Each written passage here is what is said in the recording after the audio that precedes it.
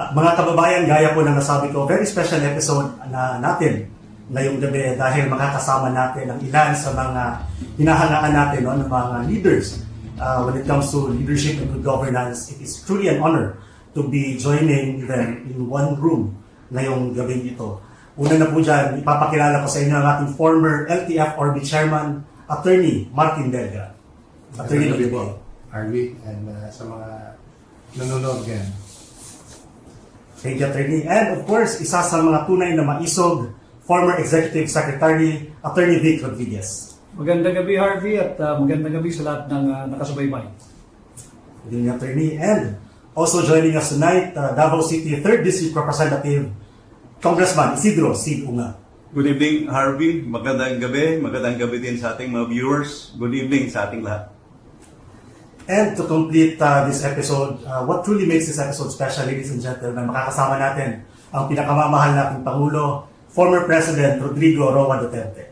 Magandang gabi po sa inyo lahat. Mayor and attorneys, magandang gabi. Thank you very much for joining us tonight in this very special episode of Basta Dabawenyo. Before tayo magpatuloy, Mr. President, Sir, Mayor, mangumusta lang po kami sa inyo. We'd like to greet you Happy New Year. And I think this is also the question of our fellow Filipinos, Sir. Kamusta po kayo ngayon po? Mabuti po ang... Okay ako. Ang importante ang Davao City. Sali mo na ang Pilipinas. Sana naman okay tayong lahat. I pray to God that everything is fine with the country. Thank you, sir. Mr. President, there are certain things that we wish to discuss tonight. No? Isa sa mga pinag-usapan dito sa, not only in Davao City, but in the entire country, is itong ang national budget natin for this year. And joining us tonight, sir, is our congressman from 3rd District ng Davao City, and he is also the former chair of the Committee on Appropriations ng Congress. To discuss some things on the budget, particularly doon sa bicameral report na pinirmahan ng Congress and Senate. So, I'd like to give the floor to Congressman C.B. Let me start with the procedure. When the President submits the budget to Congress, so it's usually submitted by the DBM to the House of Representatives, because the budget emanates from the House of Representatives. Then, pagdating sa House of Representatives, matanggap yung National Expenditure Program and the other documents, yung BASF, saka other related documents sa budget. Then, dadaan yun sa first reading, second reading, third reading. So, after it's approved on third reading, pupunta sa Senado.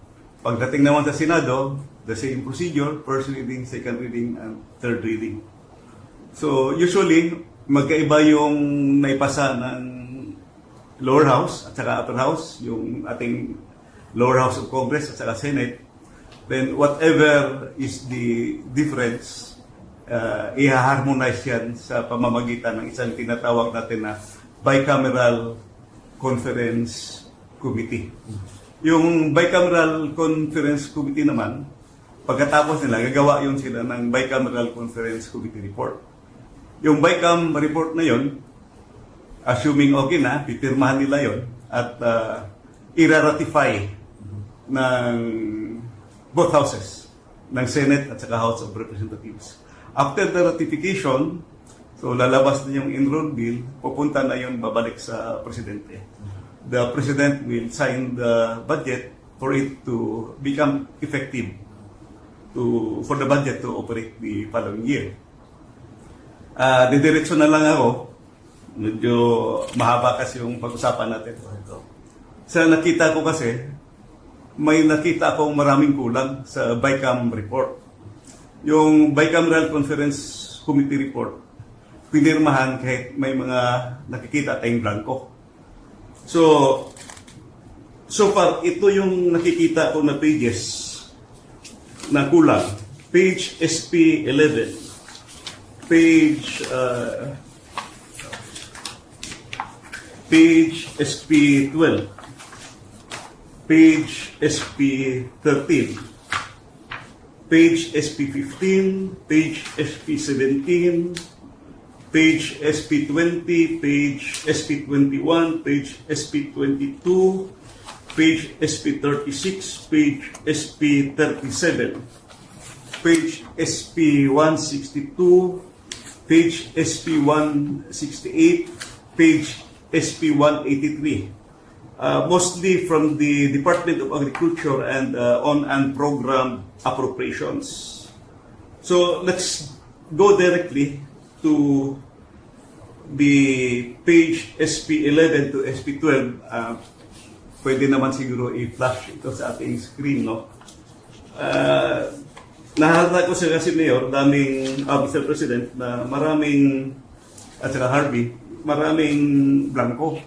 And these are not, I would say, ordinary figures because these figures will reach to billions of pesos. So, tingnan natin sa page SP11 to SP12.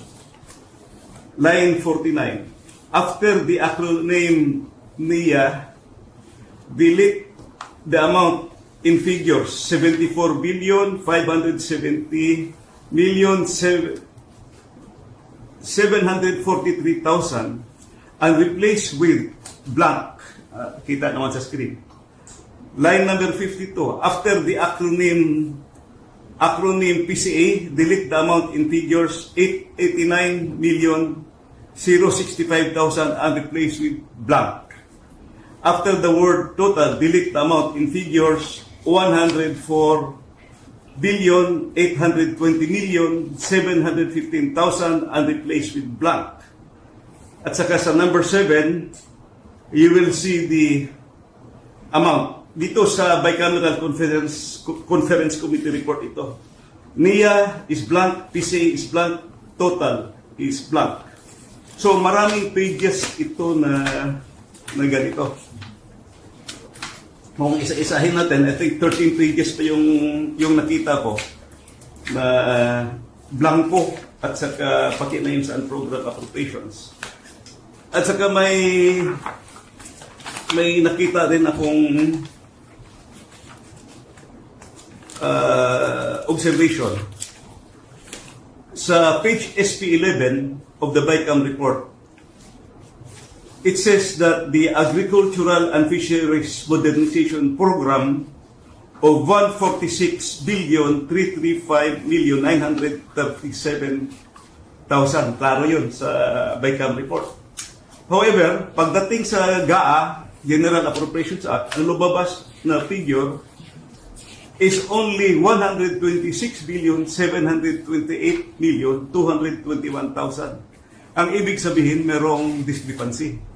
So, paano nagka-discrepancy? So, with all these findings, makikita natin na defective yung BICAM report. At bakit pinirmahan ng members? So, the House and the Senate ratified defective BICAM report. In other words, apektado yung ating GAA because BICAM report was defective.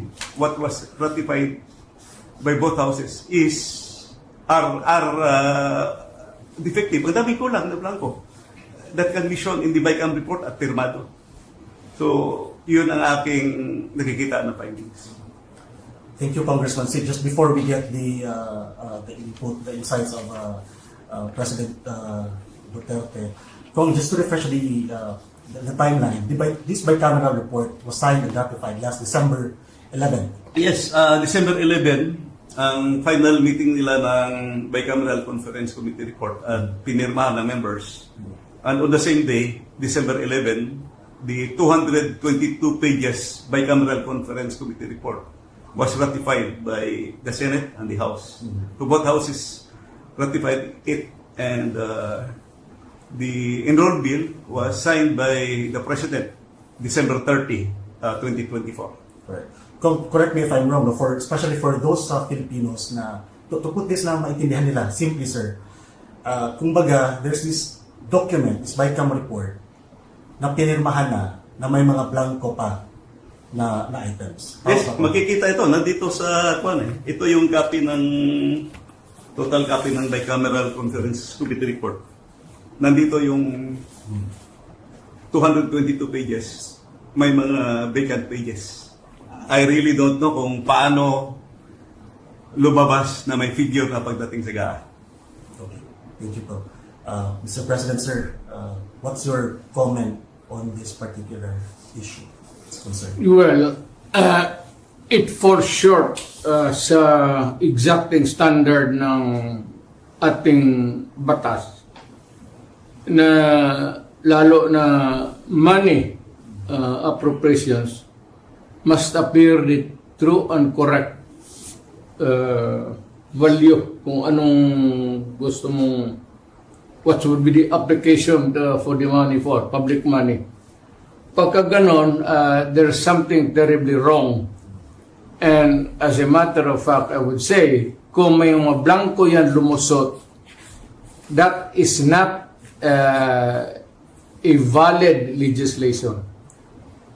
Kung nasa batas na yan, lumabas na yan ng blanco-blanco, either it could be filled up before or after sa Congress, pagka ganon, what must be submitted is the true and correct figure coming out as prepared by the budget submitted to Congress for appropriation. Pagka putol-putol yan o may kulang, that is not a valid budget for implementation as law. It's not only inaccurate, but I think the budget is in totality invalid. Hindi na pwede mag-blanco-blanco dyan sa pera ng tao. Ano ka man? It's people's money.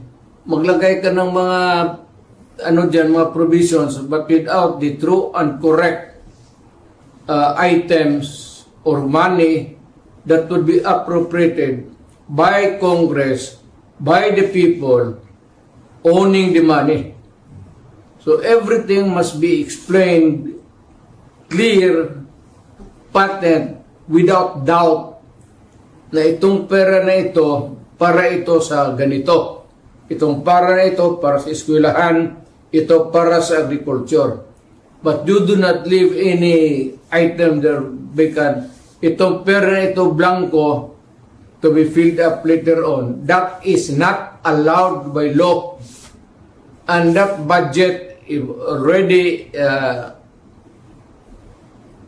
I would like to remind Congress, mali ho yan. It's invalid. Please correct it. Or recall the budget and demand an explanation kung bakit dumating sa inyo yan na ganun kablangko. We are not, para ka binigyan ka ng blanco check dyan, o sige, bahala na kung anong ilagay ninyo. In the same manner, yung mga blanco-blanco dyan, whatever or whoever corresponds to that particular item is free to just fill up the amount. That is not by all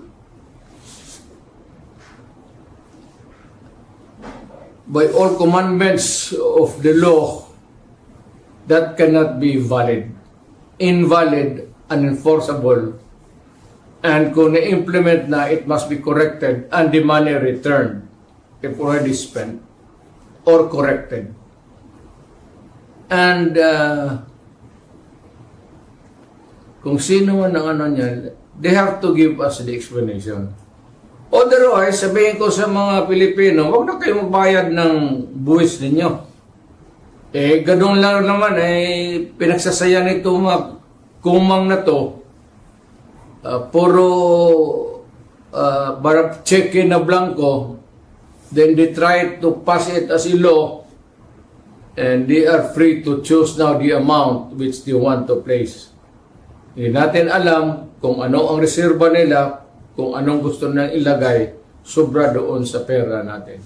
It could be that the money is in the hands of the government now, or future appropriations, or reserva ba ito? If it is does not clear anything, then that is invalid and not correct.